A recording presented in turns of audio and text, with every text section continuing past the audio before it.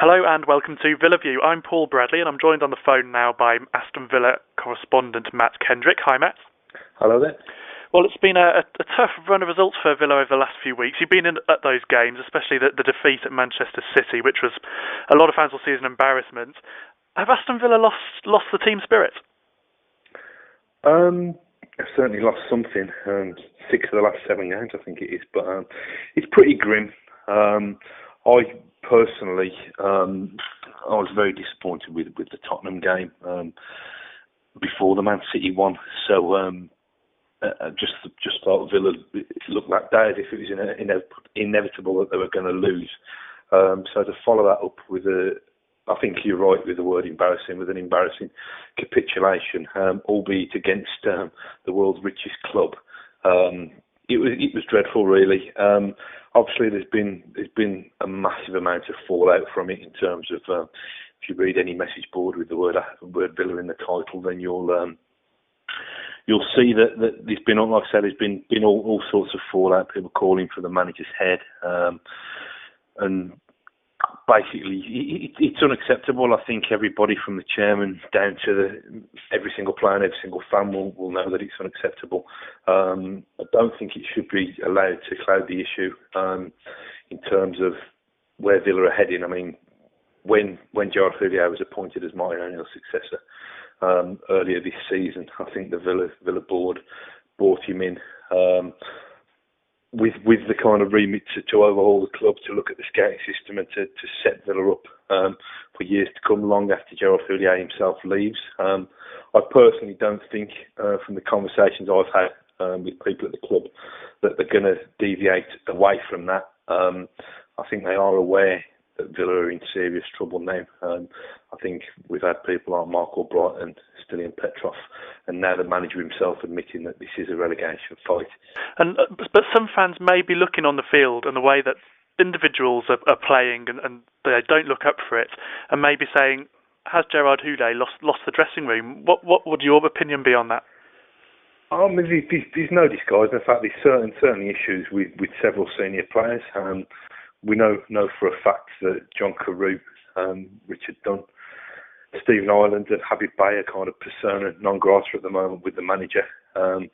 He doesn't feel that they're the kind of players he wants in the trenches with him at the moment. And the reasons that were given for certainly John Carew's absence on Tuesday was kind of questionable at best. The fact that he seemed to have got stuck in some snow in Norway and couldn't report back to training time, and then told the manager prior to the game that he was carrying an injury that wasn't known about before, which meant he wouldn't be available for selection. Now, without being overly cynical, there's obviously more of an issue going on there, and that's obviously been burning along in the background for some time now. I'd like to think that it hasn't infected the players who are in favour and who are pulling on the jersey each week. But I mean, the Manchester City performance suggested that I don't know. It's an awkward one. I don't believe that players, when you say that managers have lost the dressing room, I think that professional footballers, as in professionals in any walk of life, they should be able to produce performances for themselves, really, rather than for any manager. So, looking on the positives, Matt, Gerard Houllier is trying to sign a couple of players. There's the French under-19 captain Grada Fofana and Jamaican international Omar Cummings. What will they add to the squad if they did come to Villa Park? Well, I think, because of the negative vibes that are going around that are associated with the club at the moment, I think people have even, some of the more pessimistic fans have even kind of decided to knock these lads before they've arrived. Now, it's my understanding that Cummings is arriving on a trial basis with a view to kind of joining on loan for a couple of months. Now, he comes with a good pedigree in terms of his goal scoring in the MLS. Now, obviously, the MLS is not the Premier League, it's not Serie A, it's not La Liga.